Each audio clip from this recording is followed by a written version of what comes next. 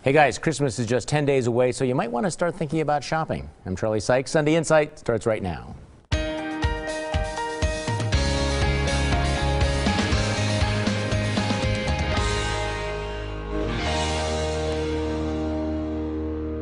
Good morning and welcome to Sunday Insight. In the week that was, the Madison Snuggle House officially closed its doors. Operators blamed what they said was all that hate. Well, it could have been the $60 an hour for professional snuggling. The Packers break their losing streak by beating the Falcons at Lambeau Field and head to Dallas later today. A legislative committee holds a hearing on global warming on a day when the wind chill factor was -7. Ironic. The world says farewell to Nelson Mandela. And the weirdest story of the week. The sign language interpreter turns out to be a fake. He wasn't signing anything. It was complete gibberish. It gets better. He says he's schizophrenic and was seeing angels and has been hospitalized for violent outbursts, and he's standing 3 feet from the President of the United States. What could go wrong? Now, here's something unusual. Democrats and Republicans in Washington agreed to a bipartisan budget deal. Time magazine named the Pope its Man of the Year. You'll have to wait till next Sunday to hear our Sunday Inside picks. But we start with this bizarre, and I mean bizarre, scene. Last Sunday's snowfall turned many of the roads in southeastern Wisconsin into scenes of chaos, confusion, and bumper cars. Now, this is the scene on 4145, but there were multiple pileups involving dozens of cars. I mean, just look what they're doing there. All raising this troubling question. Aren't Wisconsinites supposed to know how to actually drive in the white stuff? Now, joining me on our panel this morning, the Milwaukee Community Journal's Mikel Holt, State Senator Leah Vukmir, blogger Alex Runner, and Wisconsin Policy Research Institute President Mike Nichols. We'll start with you, Mike. I know it may seem like a trivial point, but honestly, for the last 30 years, I've been telling people around the country, the thing about Wisconsin is we know how to drive in winter, and then you see those videos, what was going on there, and I'm going, where are you people from? You know what's amazing on that video when you watch it? Not only are these cars bouncing into each other like bowling balls, people are standing outside their cars watching, after they've crashed, watching the other cars come at them. So there's definitely a level of idiocy here.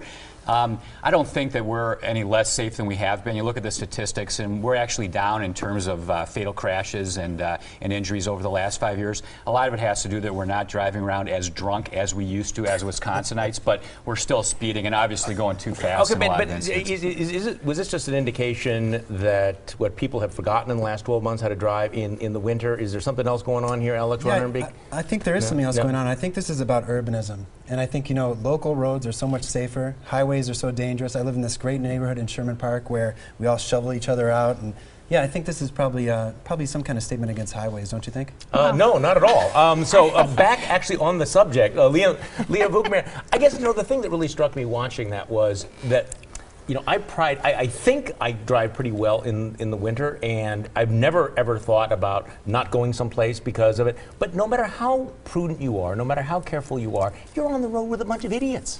And the thing that is extraordinary is watching how fast those cars are coming along. You have people in the midst of a whiteout blizzard who, they think they're invisible, they think that they are the magic SUVs or whatever, and they're going 60 miles an hour, and, well, it didn't work out for them. Well, they don't think they're invisible, but they do think they're invincible because of the SUVs. But I think what is most embarrassing is that we made national headlines and national news for this. Usually when you see pileups like this, it's a southern state that's had an inch of snow, and we're all laughing. We're supposed to know how to drive in this weather, and clearly that was not the case. Okay, you live up, this is your neighborhood. This is your... And for the first time in my life, I was involved in a car accident. I misjudged it entirely. Were you there? Are you on that video? No, I was like a half a mile Okay, away. all right. I was adjacent to it because I said, I'm not going to get out there, so I'm going to go down the back roads, hit the brakes once, twice, and I forgot hitting the brakes doesn't really help. And I actually tagged somebody. And it just caught me totally by surprise. It was like, wow. You know, I remember I have a brother lives in Atlanta, and they had like 2 drops of snow 4 years ago, and they closed the whole city. We're supposed to know how to drive in this stuff, and we should be prepared. I think this kind of like early snow caught us a little unprepared. Well, I mean, there was a couple of things that happened there. I think the snow came a little bit earlier, but you know, when I did this on my show, people were making, you know, were criticizing the lack of plowing and the lack of salt. But I don't the think salt had worked better. Well, okay, but even if the salt had worked, at a certain point, you are responsible for your own vehicle. You're responsible for driving as fast as conditions. And I think that people have kind of forgotten that whole concept. That if the speed limit says 55 miles an hour, that doesn't mean you can drive 55 miles an hour if everybody is slip sliding all over the road. And you know, in that video, the majority of people who ended up smashed up were not the bad drivers. It only takes a couple of guys who were whipping along. And there's one scene that we didn't have here, what I don't know that we have here, where there's a Walmart truck that obviously is situationally aware, knew what was going on, was actually paying attention, and comes to a complete stop in front of the pileup. And then right behind him, there's a black SUV. And I'm trying to imagine what's going through that guy's mind going, yeah, just because this big truck is stopped here, it's not going to slow me down. Full speed, goes right around the truck, and you can imagine what happens. He ends up playing bumper cars with the rest of the cars. So I don't know. I think part of the problem is I think that people with the big snow tires are somehow under the impression that they're going to stop quicker than these they SUVs are. give us this false sense of security. But the frightening part is the number of people that got out of their vehoules. And if there's any lesson that we can learn from this, stop and is watch. just not get out of your car when something like this happens. Pro tip, do not stand on the side outside your car. So what has your glass half full and what has your glass half empty this week? Let's go around the table. Michael Holt. Well, according to the latest statistics, an additional 7% of Wisconsin women are now obese. I don't know if that's half full or half empty, because from my perspective, that might be half full. Leah Vukmir. Well, my glass is half full thanks to Governor Walker and the legislature for ensuring that thousands of Wisconsinites will not have their insurance lapse no thanks to the problems with the Obamacare website. My glass is half empty because, well, setting up the website was supposed to be the easy part. There's more trouble ahead. Alex Runner. My glass was half empty because for Assembly District 19 on the east side and part of Bayview, I wasn't really excited about any of the candidates, including Marina Dimitrievich. But just entered the race is Jonathan Brostoff, who's been a staff member for Chris Larson. Tons of integrity, smart guy. That's why my glass is half full. Mike Nichols. As Michael indicated, we're fat.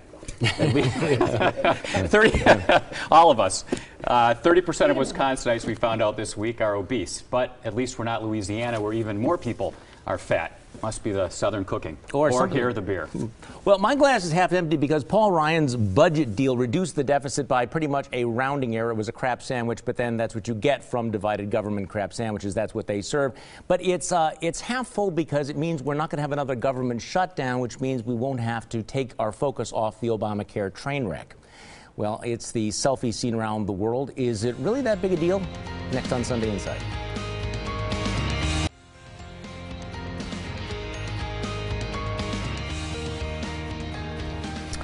2013 is the year of the selfie. The word made the Oxford English Dictionary even before this. The President of the United States and the Prime Ministers of Great Britain and Denmark all taking time out from Nelson Mandela's memorial service to take selfies of themselves. The episode seems to have left the First Lady somewhat unhappy and led to an international debate that we'll try to resolve right here, right now. Leah Vukmir, is it ever appropriate to take a selfie with your friends at a funeral? Well, maybe on the set here it's okay. At a funeral, no. I want a copy of that, by the way. No, I mean, I think it really demeans the office. And clearly, if you looked at the look on Michelle's face, she was not amused by it either. So I think it's part and parcel of this president and somewhat this generation. It's a very narcissistic generation. And so I don't think it really looked that good. Alex Runner. Well, a lot of different people were taking selfies at that same funeral, including former President George W. Bush with Bono. In fact, he sent it to his Instagram feed from the funeral. You could also say it's not appropriate to dance at a funeral, but people were dancing in the aisles. This wasn't like something at a church and chapel. This was a lively, festive, celebrating Nelson Mandela's life, and I really don't think it's news. I mean, it was big news. It was news. But why is it news? I think we should be talking about Nelson Mandela's life, his contribution, his incredible selflessness. Instead, we're talking about selfies. It just seems like a... Isn't that exactly the point, though? isn't it the point that a lot of the things that happened there detracted attention from Nelson Mandela? There were 3 stories that came out of it, talking about the selfie, talking about the handshake with Castro, and talking about the rather crazy incident with the sign language interpreter, which again, what were you going to say? Well, lowering the flag. But why are those the stories? Why aren't we talking about what Nelson Mandela's family had to say about him or his legacy? Why are we deciding to talk about Well, these things? in part, unfortunately, because some people made it about themselves rather than about the man. There used to be a certain protocol, a way that you would behave at a funeral that does not call attention to yourself, which I think is part of the problem. Mike Nichols? You know what, I agree with Alex, basically. I don't think it was really a funeral in the traditional sense of the word. I think it was more of a celebration. So I wasn't offended by it. There was some irony there. The guy that took the picture said that we are focused on trivia and shouldn't be. He's the guy who took the picture, right? He's the one who put the focus there. Okay, Mikel Holt. Yeah, no, I'm actually torn because in the last couple of decades, funerals have morphed to being more about celebrations. They're now called homegoings instead of, funerals per se.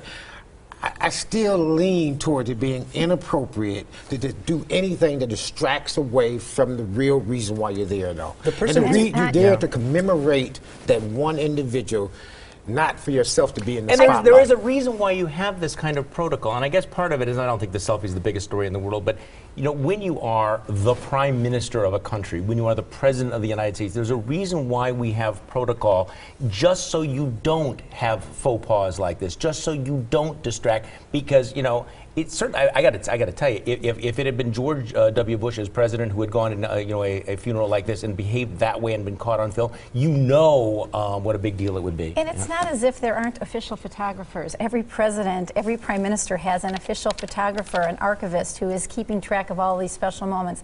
Unfortunately, this is going to be the picture that we will remember from this presidency. But I agree with you, Alex. The real tragedy here is that we're talking about stuff like this rather than Nelson Mandela, because so many people, I think, behaved in an inappropriate manner. Now, you may not want to hear it, but we're going to tell you anyway.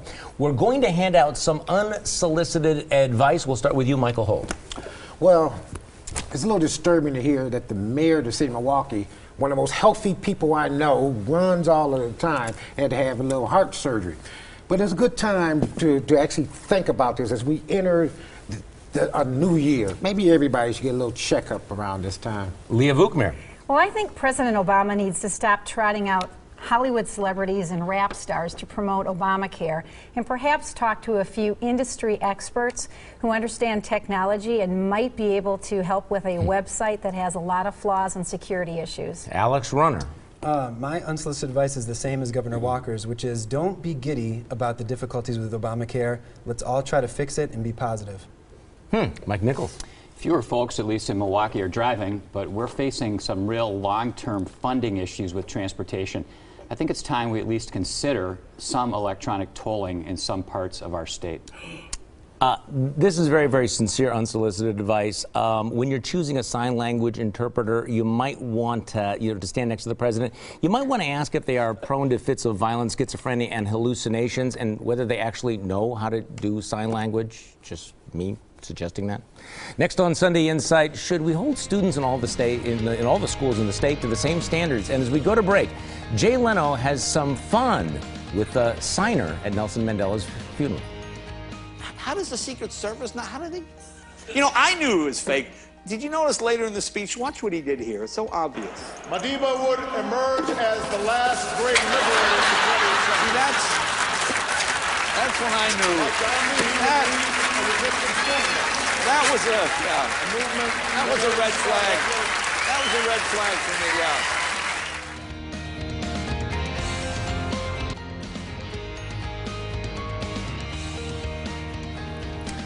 A legislative committee makes a series of recommendations for limiting the so-called Common Core standards for schools, including measures to protect student privacy.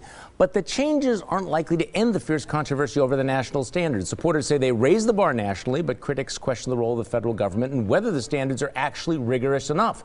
Some legislators say they should be scrapped altogether. What's your take, Alex Runner? Well, in 1996, Charlie, there was a groundbreaking book, Dumbing Down Our Kids. The subtitle was "Why American Children Feel Good About Themselves, but They Can't Read, Write, or Add." This is good so far. And I think that that book is really where the Common Core came out of. That all kids should be able to have certain skills. Now we have 46 states that all agree they should have basic skills in math, reading, arithmetic. Now I think the pendulum swung too far the other way with some of the testing and. And you have liberal groups that are really against the Common Core, and you have conservative groups. It's really interesting, but I do think it's good to have some common ground. Alex is not completely wrong there, because the reality is the idea of the Common Core was a conservative idea, and many of us who were writing about this back in the 1990s, we were talking about the core curriculum. Now you, Leah Vukmir, are calling for the total repeal of the this Common Core. Correct. I think that we should create our state standards. I think we can do better in Wisconsin. The Common Core aren't rigorous enough. They aren't internationally benchmarked. They've been rejected by the top 2 experts on content writing standards for math and English. I think that Wisconsin can do better. Are they better than what we have now, though? Sure, they are. But so there are nationally recognized standards. There are several states that have created standards that are far better that we could adapt and use in Wisconsin. Should Wisconsin have a state standard, a Wisconsin state standard? At this point, yes, I would prefer that than having a federal standard. Would then local school districts have to follow that standard? Local school districts currently have the choice of either their own standards or the state standards. So, I mean, I'm all for local control. I would prefer local control. The problem with the Common Core is that we're taking it a step even further away from local control and having more federal involvement in education when the feds aren't supposed to be involved at all. Okay, Mikel Holt. Now, we flip-flopped on this for the 3rd or 4th time, I think. The basic premise is that we have a central system that everybody can identify with. So if you come from Minnesota, you come from Georgia, you abide by the same rigorous standards. And that makes sense. I think we've made this into some kind of political ping pong ball where it doesn't even have to be. Come up with one simple.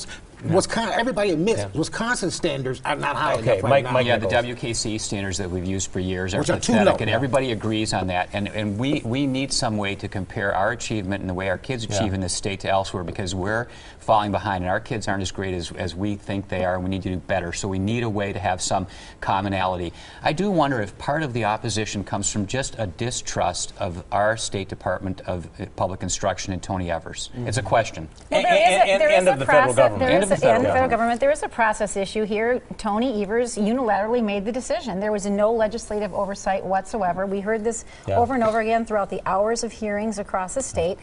Well, this is a very tough issue because we do have to raise the bar. On the other hand, this is too big a country, too diverse for one size fits all. So is what they said this week the same as what you heard? Let's go around the table. Mikel Holt.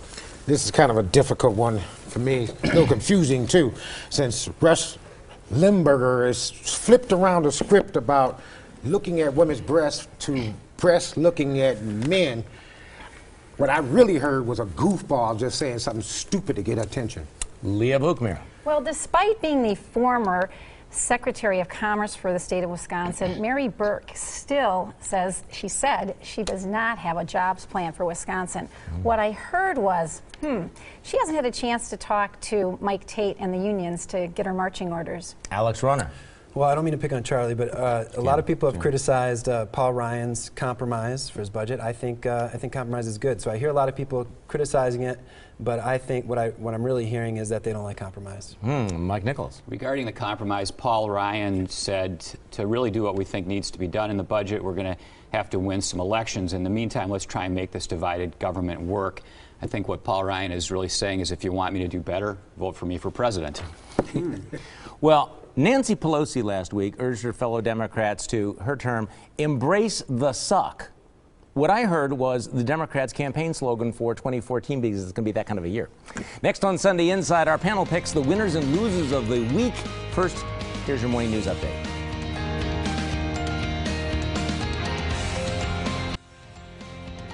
It's time for our panel to pick the winners and losers of the week. Mikel Holt, you're first. Well, actually, my winners, believe this or not, President Obama and Governor Scott Walker, who lowered the flags half-mast in honor and tribute of Nelson Mandela. My loser, of course, is Congressman Sensenbrenner, who said that we can't lower the flag because he's not an American. So according to that logic, I guess we couldn't lower the flag for Jesus Christ. Leah Vukmir. My winners are John Dietrich and Raquel Rutledge from the Journal Sentinel, who have done an incredible job exposing the questionable practices of the ATF. My losers are the taxpayers of Shorewood, who will not be receiving the 5% property tax cut that was included on an incorrect notice from the city. Alex Runner. My loser's Fox News personality Megyn Kelly, who gave new meaning to the phrase White Christmas this week. For some reason, Kelly felt the need to mandate that Jesus and Santa were both Caucasians. Santa wasn't real, Megyn, so he doesn't have a race. And Jesus was Middle Eastern. But really, who cares? My winner is not surprisingly Nelson Mandela, who was imprisoned for nearly 30 years after fighting against the evils of apartheid. Amazingly, Mandela sought reconciliation with his oppressors and eventually brought South Africa together. Too many people are talking about selfies. We should be talking about his selflessness. Mike Nichols. The undercover video of workers at the Wisey Brothers farm in Brown County cruelly abusing dairy cows, hoisting them in the air, kicking and dragging them was nauseating. That farm here in the dairy state is my loser of the week. My winner, as we near Christmas, Times Man of the Year, Pope Francis, the compassionate, humble Jesuit who is reforming the 2,000-year-old Catholic Church. No small feat. Well, my winner has got to be Congressman Paul Ryan. He got a bipartisan budget compromise through this Congress. My loser, the president who won the coveted Lie of the Year award from PolitiFact for his "If you like your health plan, you can keep it" promise. Maybe he can put that award next to his Nobel Prize. Thanks for joining us. Join my radio show Monday morning on News Radio 620 WTMJ from 8:30 until noon. Have a great week.